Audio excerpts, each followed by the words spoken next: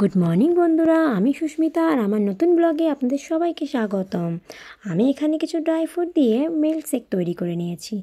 আমি আর আমার ছোট্ট সোনা মেয়ে ব্রেকফাস্ট সেরে নিলাম। আর ওর সামনে এক্সাম রয়েছে, ওকে কিছু পড়া ধরে নিচ্ছি।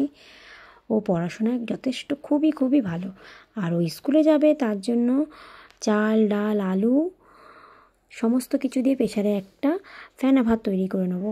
এখানে দেখুন কত বাসন পড়ে আছে। আমাদের সংসারে মেয়েদের প্রচণ্ড কাজ থাকে, তাই ওখানে প্রেসার কুকারে ভাত বসিয়ে দিয়ে আমি চলে এসেছি বাসন মাজতে। জানেন তো আমাদের না জলের অনেক প্রবলেম, তাই আমার বর সকালবেলায় জল বইয়ে এনে দেয়, আর সেই বওয়া জল দিয়ে আমি ভালো করে বাসনগুলো ধুয়ে নিচ্ছি। আমার এখানেও ভাত রেডি হয়ে গেছে, আমার মেয়ে ফেভারেট ফেনা ভাত, তাই একটু ঘি দিয়ে ওকে খাইয়ে স্কুলে পাঠিয়ে দিলাম। ওকে স্কুলে পাঠিয়ে দেওয়ার পর আমিও এক জায়গায় বেরোবো। কোথায় বেরোবো তা দেখতেই পারবেন, আমার সঙ্গে থাকুন, জানতে পেরে যাবেন। আমি তাড়াতাড়ি করে রেডি হয়ে নিচ্ছি, আমার অনেক কাজ রয়েছে। আমি সিম্পলভাবে রেডি হই, কারণ আমি বেশি মেকআপ করা পছন্দ করি না। আমার ইয়াররিংগুলো কি সুন্দর সুন্দর দেখুন, দুটো বার্ডস, আর এই ফেভারিট আমার ঘড়ি। আমি যেখানেই যাই আমি এই ঘড়িটা পরি, ছোট্ট একটা কালো টিপ, ব্যাস একটু লিপস্টিক, আমার লুক কমপ্লিট। আমি এরকম সিম্পলভাবেই রেডি হই। এই দেখুন, এটা আমার ঠাকুর ঘর, আর কত নোংরা পড়েছে দেখুন ঠাকুর ঘরে। আমি পরিষ্কার করে করে আমার হাত ব্যথা হয়ে গেল, কত নোংরা হয়েছে। ঠাকুর ঘরটা সুন্দর করে আমি পেতে নিয়েছি। এটা আমার পিতলের মা লক্ষ্মী, ঠাকুরগুলোকে মুছে মুছে রাখছি। এটা মা মহাদেব, এটা মা কালী, আর গণেশ ঠাকুরও আছে, মা সরস্বতী আছে, আরও অনেক ঠাকুরই আছে। সমস্ত ঠাকুরকে আমি সুন্দর করে, এখানে দেখো আমার ভোলে বাবা আর গোপাল কি সুন্দর দোল খাচ্ছে। আমার সুন্দরভাবে সিংহাসনটা পরিষ্কার করা হয়ে গেছে। আর এখানে আমি ঘর ঠাকুর রেখে নিচ্ছি। এবার ফুল বেলপাতা আম পাতা সব কিছু দিয়ে আমি সুন্দর করে সাজাবো, সাজিয়ে পুজোটা দেব। আমাকে বেরোতে হবে, তাড়াতাড়িও করছি, আর সব কিছুই তোমাদের সাথে শেয়ার করছি। দেখো কি সুন্দর ঠাকুরদের সব ফুল দিলাম, সিঁদুর দিলাম, সুন্দর করে হয়ে গেল। আর আমার গপু বাবাকে স্নান করাচ্ছি। গপু বাবা সুন্দর করে স্নান করে নিল। এবার আমার গপু বাবা রেডি, একদম দোল খাচ্ছে দেখো আমার গপু বাবা। এবার মহাদেবকেও আমি সুন্দর করে বেলপাতা দিয়ে আমি সুন্দর করে পুজো দিয়ে দিলাম জল দিয়ে।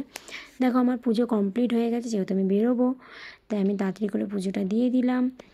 কোথায় বেরোচ্ছি সবই দেখতে পাবে। আজকে ট্রেন প্রচুর লেট ছিল, তাই স্টেশনে প্রচুর ভিড়। এর মধ্যে খিদেও পেয়ে গেছে, তাই দুটো স্যান্ডউইচ নিয়ে নিয়েছি। আমি আর আমার বর দুজন খেয়ে নিলাম। এবার আমরা যাচ্ছি কোথায় বলো তো, বালিগঞ্জে পৌঁছে গেছি।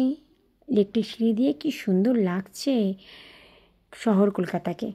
আমার তো খুব ভালো লাগছিল, সামনে বৃষ্টি হচ্ছিল একটু, আর এই ওয়েদারে কলকাতায় যেতে। আমি যখনই বালিগঞ্জে আসি, ওভারব্রিজের এই জায়গাটা আমার খুব ভালো লাগে। আমি সব সময় দাঁড়িয়ে থাকি, এখানে একটু হাওয়া নিই, এত সুন্দর মৃদু হাওয়া বয় এখানে, আমার খুব ভালো লাগে। ব্যাস, এবারে আজকে দুপুরে তো রান্না অফ, তাই এখান থেকে নিয়ে গেলাম ধোসা। দেখো আমার বর খাইয়ে দিচ্ছে আমাকে, আর বলছে ভিডিও করো না, আমার ভিডিও করো না। এখানে দেখো কত রকম জিনিসপত্র রয়েছে এই দোকানগুলোতে। আমি আমার মেয়ের বার্থডে আছে সামনে, তার জন্য কিছু জিনিসপত্র নিলাম, সেটা আমি পরে দেখিয়ে দেবো। এবার আস্তে আস্তে করে আমরা বাড়ির দিকে রওনা দিচ্ছি। আমার কিছু ডেলিভারিও ছিল, সেগুলোও আমাদের দিতে হলো। তো ডেলিভারি দিয়ে আর জিনিসপত্র কেনাকাটি হয়ে গিয়ে আমরা বাড়ির দিকে যাচ্ছি। এখানে কিছু ফল কেটে নিয়েছি, মেয়েকে স্কুলে নিয়ে চলে এসেছি স্কুল থেকে। এবার মেয়ে আর আমি দুজনে মিলে ফল খেয়ে নিলাম।